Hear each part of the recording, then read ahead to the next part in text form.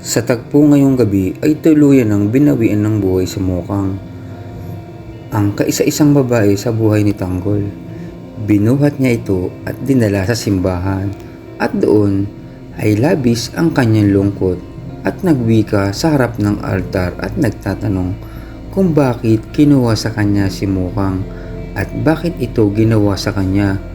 Bakit kinuha sa kanya ang babaeng pinakamamahal niya? Nagwika din siya na nawala na rin siya ng dahilan para mabuhay.